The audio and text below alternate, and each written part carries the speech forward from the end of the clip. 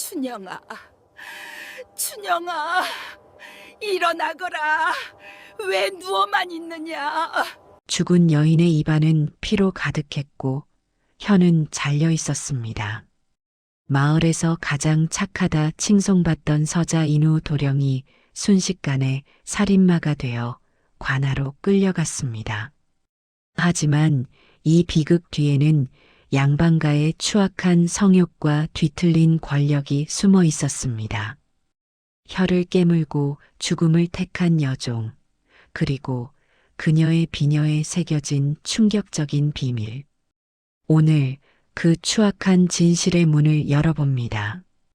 옛날 옛적 한양에서 사흘을 걸어야 닿는 어느 고을에 박대감댁이 있었습니다. 박대감은 3대에 걸쳐 관직을 지낸 양반 집안의 어른이었지요. 슬아의 아들이 넷 있었는데 적자가 셋, 서자가 하나였습니다. 적자 삼형제는 마을에서 소문이 자자했습니다. 큰아들 박성우는 주먹이 거칠기로, 둘째 박성일은 주색 잡기로, 셋째 박성삼은 거짓말이 능하기로 이름이 났지요. 세 아들이 지나가면 마을 사람들은 고개를 숙이고 피했습니다. 반면 서자 박인우는 달랐습니다. 어미가 일찍 죽어 천대받으며 자랐으나 총명하고 바른 성품을 지녔지요. 글을 잘 읽고 어른을 공경하며 약한 이를 돕는 아이였습니다. 박대감은 사람들 앞에서 말했습니다. 인우는 비록 서자이나 내 아들 중 가장 귀한 아이다. 그러나 정작 집안에서는 달랐습니다. 삼형제가 인우를 때려도 말리지 않았고 천한 일을 시켜도 모른 척했지요. 박대감의 총에는 바깥 사람들 귀에만 들어갔을 뿐 인우의 삶은 하루하루가 고달팠습니다. 그의 봄, 옆집 이대 감댁 여종 하나가 인우의 눈에 들어왔습니다. 둘은 조심스레 마음을 나누기 시작했지요. 이것이 모든 비극의 시작이었습니다. 여종의 이름은 춘옥이었습니다. 이대 감댁에서 태어나 자란 아이였지요. 얼굴이 곱고 마음씨가 착해 마을 사람들도 모두 아끼는 처자였습니다. 인우와 춘옥은 우물가에서 처음 마주쳤습니다. 인우가 물동이를 들어주며 말을 건넸고 춘옥은 수줍게 웃으며 고맙다 했지요. 그렇게 둘은 가까워졌습니다. 해가 중천에 뜰 무렵 인우는 심부름을 핑계 삼아 이대 감댁 뒷담 근처를 지나갔습니다. 춘옥은 빨래를 하다 말고 잠깐 담 밖으로 나왔지요. 둘은 말없이 마주보며 웃었고 그것만으로도 하루가 행복했습니다. 나중에 자유로워지면 그때는 당당히 만나자. 인우의 약속에 춘옥은 고개를 끄덕였습니다. 둘은 산 입구 같은 외진 곳엔 가지 않았습니다. 혹여 소문이라도 나면 둘 다 목숨이 위태로울 터였지요. 그저 마을 안 사람들 눈에 띄지 않는 곳에서 짧게 만날 뿐이었습니다. 조심스럽고 애틋한 사랑이었습니다. 하지만 이 세상에 비밀은 없는 법이지요. 박씨 삼형제는 어느 날 인우를 미행했습니다. 집안일을 핑계로 나간 인우가 이대 감댁 뒷담으로 가는 것을 본 것이지요.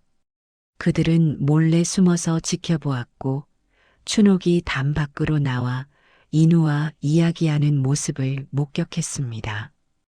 큰형 박성훈이 이를 갈았습니다. 저놈이 감히 계집질까지 하는구나. 둘째 박성일이 비웃었습니다. 서자 주제에 여종과 정을 통하다니 아버님이 아시면 노하실 것이다.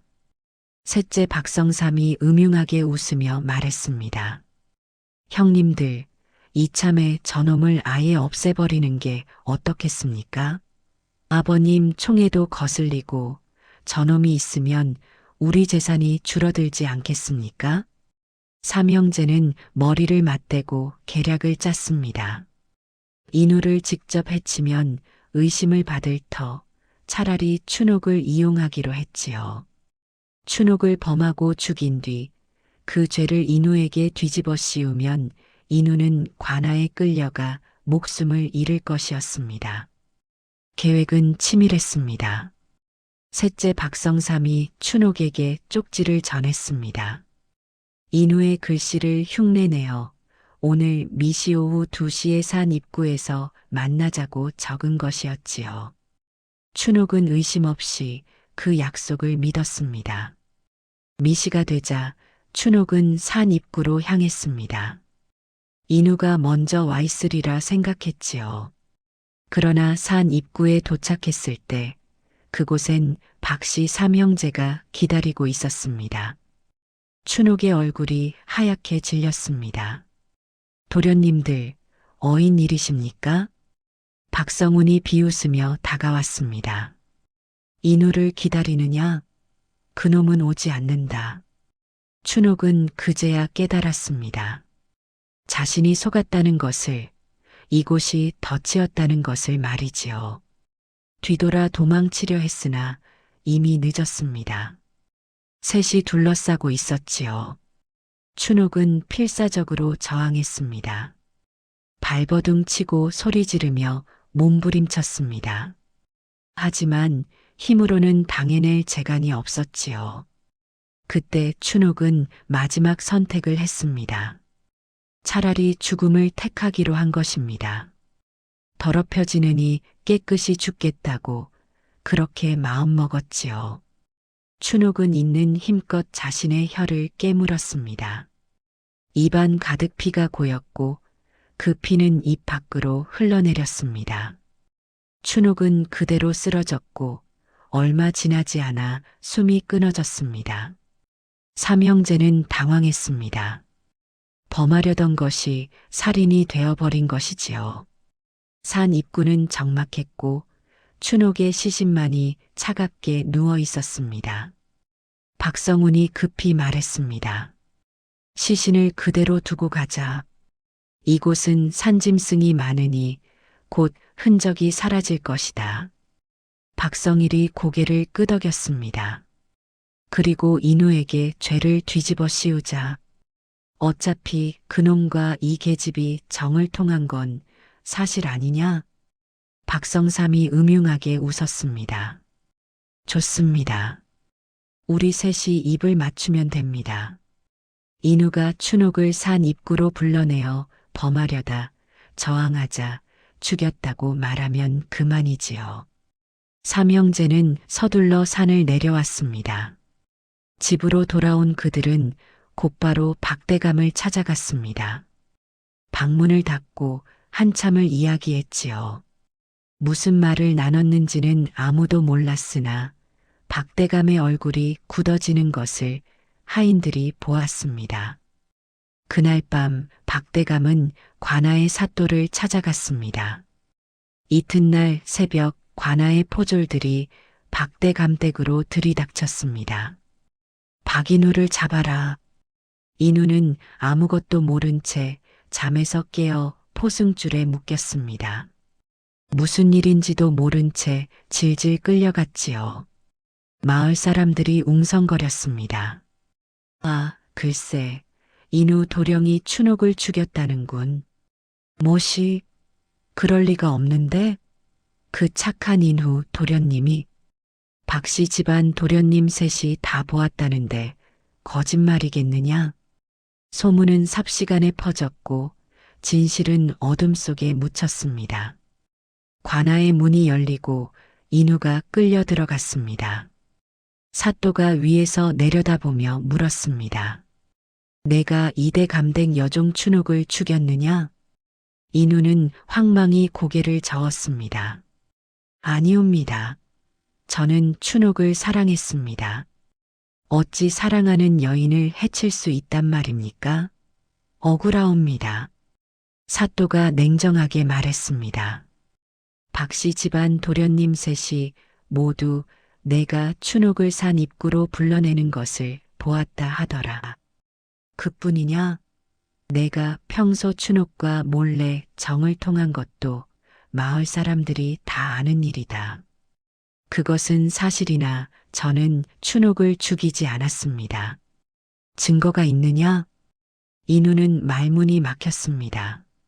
그날 2시에 자신은 박대감의 심부름으로 이웃 마을에 갔었지요. 그러나 그것을 증명할 사람이 없었습니다. 저는 그날 심부름을 갔습니다. 누가 보았느냐? 증인을 대라. 인우는 대답하지 못했습니다. 사또는 곤장 100대를 치라 명했고 인우는 곤장을 맞았습니다. 1대, 2대, 3대. 살같이 터지고 피가 흘렀지요. 한편 2대 감댁에서는 춘옥의 어미가 통곡하고 있었습니다. 아이고, 내 딸 춘옥이를 살려주시오. 내 착한 딸을 살려주시오. 인우 도령은 내 딸을 사랑했습니다. 인우 도령도 누명을 쓴 것이오. 천한 여종의 어미 말을 누가 믿겠습니까? 관아는 이미 결론을 내린 듯 했습니다. 서자 하나쯤 죽어도 양반 집안 적자 셋의 증언이 더 무거웠던 것이지요. 그 무렵 한 상인이 보찜을 메고 마을 주막에 들어섰습니다. 옷차림은 평범했으나 눈빛만은 예사롭지 않았습니다. 주막 주인이 물었습니다. 어디서 오시는 길이요? 한양에서 내려오는 길입니다. 물건 좀 팔려고 이 마을 저 마을 돌아다니지요. 상인은 막걸리 한 사발을 청했습니다. 주막 안에는 마을 사람 몇이 앉아 수군거리고 있었지요. 박인우 그 아이 말이요. 참 안 됐소. 그런 아이가 아닌데. 하지만 박씨 집안 도련님들이 셋이나 보았다잖소? 그래도 이상하오.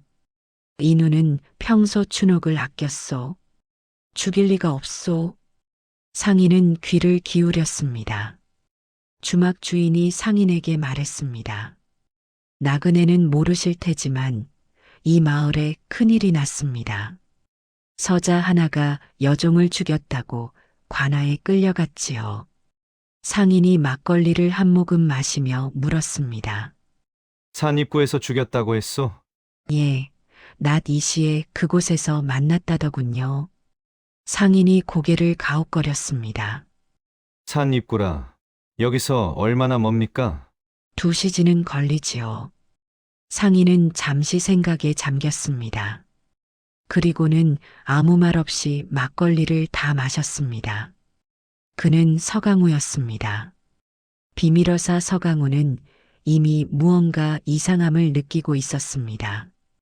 서강우는 이튿날 아침 산 입구로 향했습니다. 2시진을 걸어 도착한 곳은 울창한 숲 앞이었지요. 그곳에서 춘옥의 시신이 발견되었다고 했습니다. 서강우는 주변을 살폈습니다. 땅에는 핏자국이 희미하게 남아 있었고 풀이 짓눌린 흔적도 보였습니다. 저항한 흔적이었지요. 그런데 이상한 점이 있었습니다. 발자국이 너무 많았습니다. 춘옥 혼자 혹은 인우와 둘이었다면 이렇게 많을 리 없었지요. 서강우는 발자국을 세어보았습니다. 하나, 둘, 셋, 넷. 최소 4사람은 있었구나. 서강우는 고개를 끄덕였습니다. 그리고 해의 위치를 살폈습니다. 미시, 즉 오후 2시라면 해가 서쪽으로 기울 무렵이지요. 산 입구는 깊은 숲 안쪽이라 해가 지면 금세 어두워질 터였습니다. 여종 혼자 이 먼 곳을 오후에 온다. 그것도 해지기 전에 돌아가려면 서둘러야 하는데 서강우는 중얼거렸습니다. 보통 남녀가 몰래 만난다면 사람 눈을 피해 저녁 무렵을 택하지 대낮 미시에 이렇게 먼 곳을 택할 리 없었습니다. 더구나 마을 안에도 은밀한 곳이 있을 터인데 말이지요. 이건 누군가 일부러 이곳으로 부른 게 아닌가. 서강우는 산을 내려왔습니다. 이제 관아로 가볼 차례였습니다. 서강우는 관아 근처를 배회했습니다. 관아 문 앞에는 사람들이 모여 수군거리고 있었지요. 서강우는 그들 사이에 섞여 귀를 기울였습니다. 사또께서 빨리 판결을 내리신다더군. 벌써? 사건이 일어난 지 사흘도 안 됐는데? 박대감께서 친히 요청하셨다지 않소? 빨리 처리해 달라고. 서강우는 눈을 가늘게 떴습니다. 보통 살인 사건이라면 증거를 모으고 증인을 조사하는데 열흘은 걸립니다. 그런데 사흘 만에 판결을 내린다는 것은 이상했지요. 서강우는 관아 뒷문 쪽으로 돌아갔습니다. 그곳에서 하급 관리 하나가 나오는 것을 보았습니다. 서강우가 다가가 말을 걸었습니다. 여보시오. 나그네 하나 물어봅시다. 요즘 관아가 바쁘다던데 무슨 큰일이라도 있어? 관리가 한숨을 쉬었습니다. 서자 하나가 여종을 죽인 사건이요. 사또께서 빨리 끝내라 하시니 우리만 바쁘오. 증거는 확실하오? 박씨 집안 도련님 셋이 증언했소. 그걸로 충분하지 않소? 서강우가 고개를 끄덕이며 물었습니다. 서자의 말은 들어보셨소? 관리가 손을 저었습니다. 서자 말이 무슨 소용이 있겠소? 양반 적자 셋의 증언이 있는데. 서강우는 더 이상 묻지 않았습니다. 이미 충분히 알았습니다. 이 재판은 처음부터 결론이 정해져 있었던 것이지요. 서강우는 이대감댁으로 향했습니다. 뒷문 근처에서 한 노파가 빨래를 하고 있었지요. 눈가가 퉁퉁 부어 있었고 손은 떨리고 있었습니다. 춘옥의 어미였습니다. 서강우가 다가가 조심스레 물었습니다. 춘옥의 어미가 되시오? 노파가 고개를 들었습니다. 눈물이 그렁그렁했지요. 누구시오? 지나가는 상인이요. 마을에서 소문을 듣고 안타까운 마음에 찾아왔소. 노파는 서강우를 바라보다 주저앉았습니다. 우리 춘옥이, 우리 딸이 그렇게 죽었습니다. 그런데 아무도 제 말을 들어주지 않습니다. 어찌된 일인지 말씀해 보시오. 노파가 떨리는 목소리로 말했습니다. 춘옥이는 그날 정오에 집을 나섰습니다. 빨래를 널고 점심을 먹은 뒤였지요. 인후 도령을 만나러 간다는 말은 하지 않았습니다. 그 아이가 평소 조심스러웠거든요. 정오에 나갔다고 하셨소? 예. 해가 한가운데 있을 때였습니다. 저는 분명히 기억합니다. 서강우는 고개를 끄덕였습니다. 정오에 마을을 나서면 산 입구에 도착하는 시각은 2시가 된다. 2시즌이 걸리니까요. 그렇다면 춘옥은 누군가의 약속을 받고 간 것이 분명했지요. 혹시 춘옥이가 쪽지를 받은 적이 있어? 노파가 고개를 저었습니다. 쪽지는 모르겠으나 그날 아침 박씨 집안 셋째 도련님이 다녀갔습니다. 춘옥이와 잠깐 이야기하더군요. 서강우의 눈이 번뜩였습니다. 서강우는 박대감 댁을 찾아갔습니다. 대문을 두드리자 하인이 나왔습니다. 누구시오? 한양에서 내려온 상인이요. 대감마님께 인사를 드리고 싶소. 하인이 의심스러운 눈으로 서강우를 보았으나 서강우는 보따리에서 비단 한 피를 꺼내 보였습니다. 한양에서 가져온 귀한 물건이요. 대감마님께서 보시면 좋아하실 것이오. 하인은 잠시 망설이다 안으로 들어갔고 얼마 뒤 서강우를 안으로 안내했습니다. 사랑채에서 박대감이 기다리고 있었습니다. 어디서 왔다 했소? 한양에서 왔습니다. 대감마님. 서강우는 공손히 절을 했습니다. 박대감은 비단을 살펴보며 물었습니다. 요즘 마을이 어수선하오. 장사하기 불편하지 않소? 그러게 말입니다. 살인 사건이 났다면서요? 박대감의 표정이 굳었습니다. 집안 망신이요. 서자놈이 여종을 죽였으니. 아드님들께서 목격하셨다면서요? 그렇소. 내 아들 셋이 다 보았소. 인후 그놈이 춘옥을 산 입구로 불러내는 것을 말이요. 서강우가 고개를 갸우뚱했습니다. 산 입구라면 여기서 2시즌이나 걸리지 않습니까? 2시에 그곳에서 만났다면 서자 도령도 정오쯤 출발했어야 하는데 대감마님 댁에서 심부름을 보낸 건 아니신지요? 박대감의 얼굴이 잠깐 굳었습니다. 그건 내가 어찌 다 기억하겠소. 서강우는 더 이상 묻지 않고 물러났습니다. 하지만 박대감의 눈빛을 놓치지 않았습니다. 동요하고 있었던 것이지요. 서강우는 다시 산 입구로 갔습니다. 이번엔 더 꼼꼼히 살폈습니다. 풀숲을 헤치고 나무 뒤를 살피고 땅을 파보기도 했지요. 그러다 나무 밑동에서 무언가를 발견했습니다. 비녀였습니다. 은으로 만든 비녀였는데 평범한 여종이 쓸만한 물건이 아니었지요. 서강우는 비녀를 주워 살펴보았습니다. 비녀 끝에 작은 글자가 새겨져 있었습니다. 이씨 집안의 물건이었습니다. 그것도 주인이 쓰는 물건이지 여종이 쓸 물건이 아니었지요. 서강우는 비녀를 품에 넣었습니다. 그리고 마을로 돌아와 이대감 댁을 다시 찾았습니다. 이번엔 뒷문이 아니라 정문으로 들어갔지요. 이대감마님을 뵙고자 합니다. 이대감은 연로한 양반이었습니다. 서강우를 맞이하며 물었습니다. 무슨 일이요? 서강우는 비녀를 꺼내 보였습니다. 이 비녀가 대감마님 댁 물건인지 여쭙고자 합니다. 이대감의 얼굴이 하얗게 변했습니다. 이건 어디서 구했소? 산 입구에서 찾았습니다. 이대감은 한참을 비녀를 바라보다 한숨을 쉬었습니다. 이 비녀는 내 딸의 것이오. 따님께서 산 입구에 가신 적이 있으십니까? 아니요.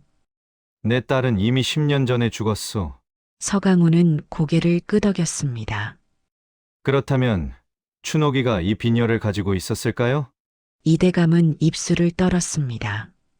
춘옥이는 사실은 이대감이 떨리는 목소리로 말했습니다. 춘옥이는 내 딸이요. 서강우는 놀라지 않았습니다. 이미 예상했던 일이었지요. 처녀이십니까? 그렇소. 젊은 시절 한때 사랑했던 여인이 있었소. 신분이 낮아 정실로 맞을 수 없었지요. 그 여인이 춘옥을 낳고 떠났소. 나는 춘옥을 집에 들였으나 정실 부인 눈치가 두려워 여종으로 기록했소. 이대감은 눈물을 흘렸습니다. 내 딸을 지키지 못했소. 평생 여종으로 살게 했고 결국 이렇게 죽게 만들었소. 서강우가 물었습니다. 박대감이 이 사실을 알고 있었습니까? 알고 있었소. 예전에 술자리에서 실수로 말한 적이 있지요. 박대감은 그때 비웃었소. 서녀를 여종으로 키우다니 참으로 가련하구려라고 했소. 서강우의 눈이 차갑게 빛났습니다. 모든 퍼즐이 맞춰지기 시작했습니다. 박대감은 춘옥의 신분을 알고 있었고 삼형제가 춘옥을 죽인 뒤 그 사실을 보고받았을 것입니다. 그리고 이것을 기회로 삼았지요. 서자 인후를 제거하고 동시에 이대감의 약점을 쥐는 것. 만약 진실이 밝혀지면 이대감은 평생 숨겨온 서녀의 존재가 세상에 알려지게 됩니다. 그것은 집안의 수치였지요. 대감마님, 진실을 밝히려면 대감마님의 증언이 필요합니다. 이대감은 고개를 떨구었습니다. 나는 비겁한 사람이요. 딸을 살릴 용기도 없었고 이제 와서 진실을 말할 용기도 없소. 서강우는 한숨을 쉬었습니다. 그렇다면 제가 다른 방법을 찾아보겠습니다. 서강우는 관아로 향했습니다. 사또를 만나기 위해서였지요. 그러나 관아 문지기가 막아섰습니다. 사또께서는 아무나 만나지 않으신다. 중요한 증거가 있소. 박인우 사건과 관련된 것이오. 문지기는 잠시 망설이다 안으로 들어갔습니다. 얼마 뒤 서강우를 안으로 들였지요. 사또는 관복을 입고 있었으나 얼굴에 피곤함이 역력했습니다. 무슨 증거를 가지고 왔다는 것이오? 서강우가 차분히 말했습니다. 사또께서는 박인우가 낮 2시에 산 입구에서 춘옥을 만났다고 들으셨을 것입니다. 그렇소. 박씨 집안 도련님 셋이 증언했소. 그렇다면 인우가 언제 마을을 떠났는지 조사해 보셨습니까? 사또가 미간을 찌푸렸습니다. 그게 무슨 소리요? 산 입구까지는 2시즌이 걸립니다. 미시에 그곳에 도착하려면 5시에 마을을 떠났어야 하지요. 서강우는 계속 말했습니다. 그런데 박인우는 그날 5시에 박대감의 심부름으로 이웃 마을에 갔습니다. 박대감 댁 하인들이 이를 증언할 수 있을 것입니다. 사또의 얼굴이 굳었습니다. 그렇다면 박인우는 산 입구에 갈 수 없었습니다. 시간이 맞지 않으니까요. 사또는 잠시 침묵했습니다. 박씨 집안 도련님들의 증언이 거짓이란 말이요? 확인해 보시면 알 것입니다. 사또는 고개를 끄덕였습니다. 박씨 삼형제를 불러오라. 박씨 삼형제가 관아로 불려왔습니다. 사또가 날카롭게 물었습니다. 그대들은 박인우가 춘옥을 산 입구로 불러내는 것을 보았다 했는가? 큰형 박성훈이 당당하게 대답했습니다. 그렇습니다. 몇 시였는가? 2시였습니다. 사또가 다시 물었습니다.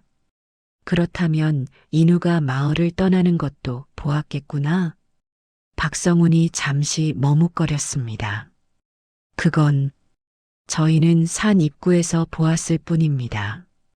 산 입구에 언제 도착했는가? 2시쯤이었습니다. 사또가 냉정하게 말했습니다. 산 입구까지 2시즌이 걸린다. 2시에 그곳에 있으려면 정오에 마을을 떠났어야 한다. 그런데 박인우는 그 시각에 그대들 아버지의 심부름으로 이웃 마을에 있었다. 어떻게 설명하겠는가? 삼형제는 서로를 바라보았습니다. 셋째 박성삼이 급히 말했습니다. 그건 저희가 시간을 잘못 본 것 같습니다. 시간을 잘못 봤다? 셋이다? 사또의 목소리가 높아졌습니다. 게다가 이상한 점이 또 있다. 춘옥의 어미는 춘옥이 정오에 집을 떠났다고 증언했다. 산 입구에 도착하려면 2시가 되어야 하는데 그렇다면 그대들은 어떻게 2시보다 먼저 그곳에 있었는가? 박성일이 식은땀을 흘렸습니다. 저희는 사또가 책상을 쳤습니다. 사실대로 말하라. 그대들이 춘옥을 죽인 것 아니냐? 박성삼이 무릎을 꿇었습니다. 사또 나리 저희는 그때 박대감이 관아로 뛰어들어왔습니다. 사또, 이게 무슨 일이오? 내 아들들을 왜 신문하는 것이오? 사또가 차갑게 말했습니다.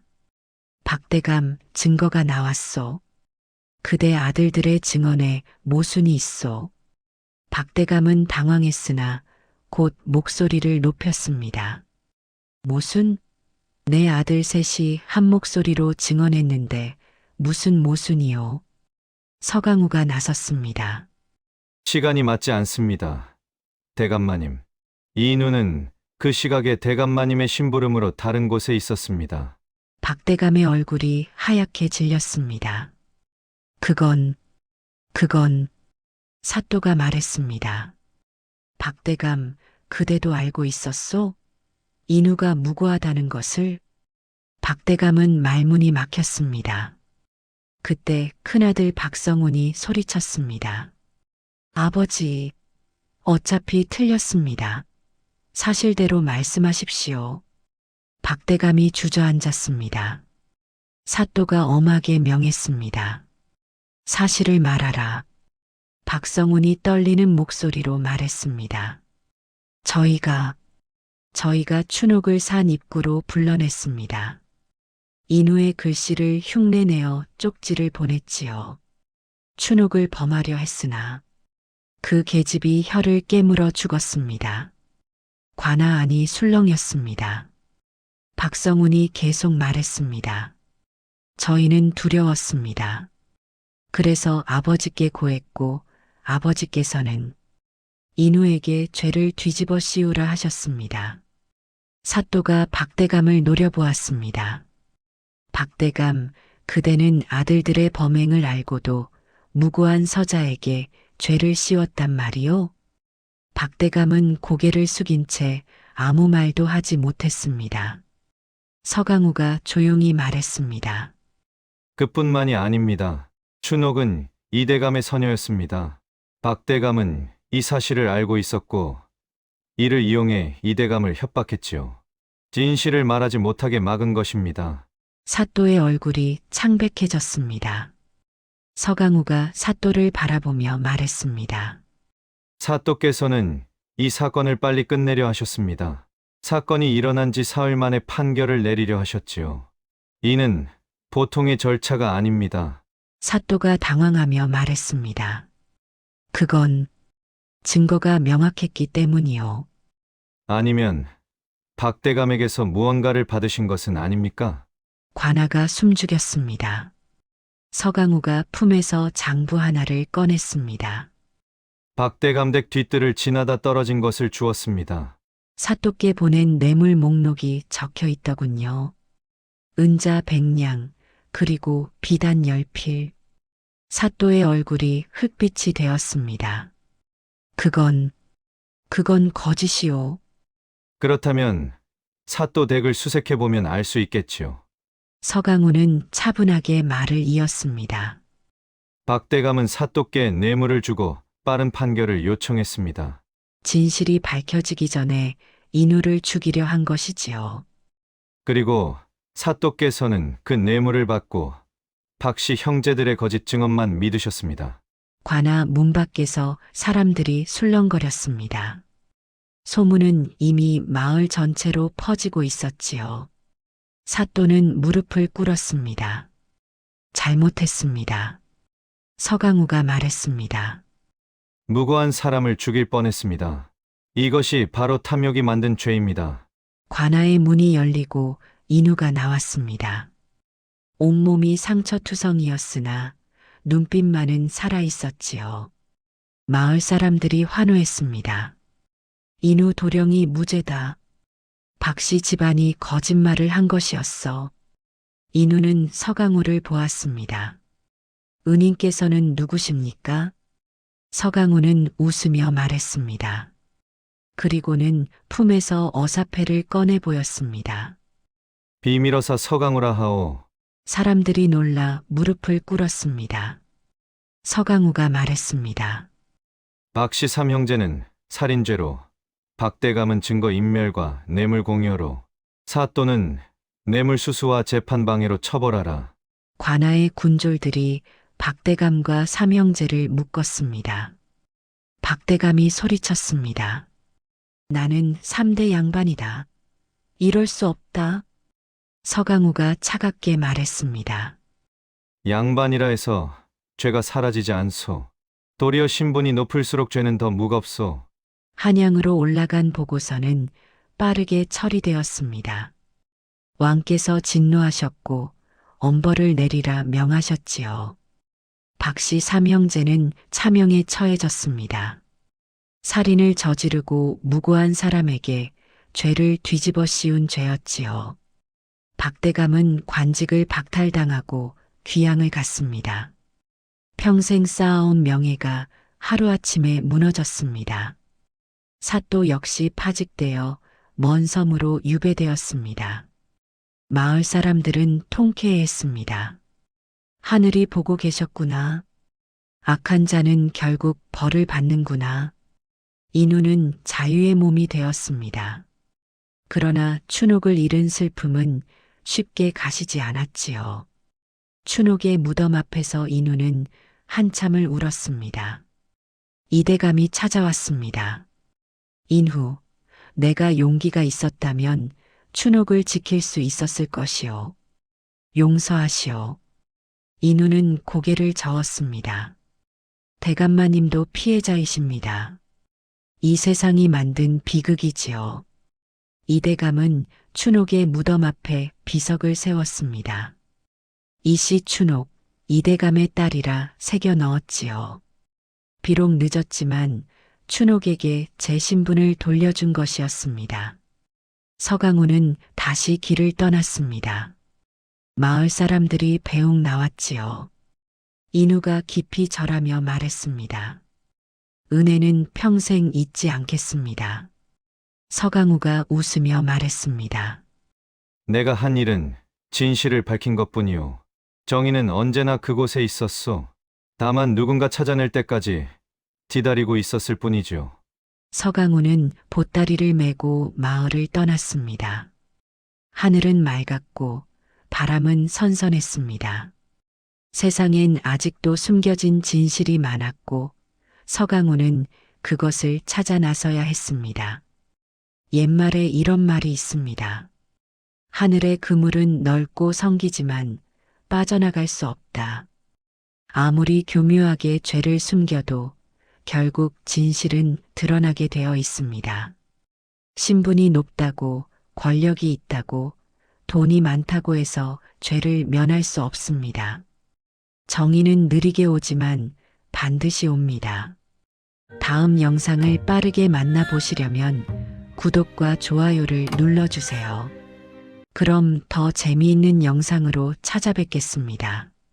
모두 행복한 하루 보내세요.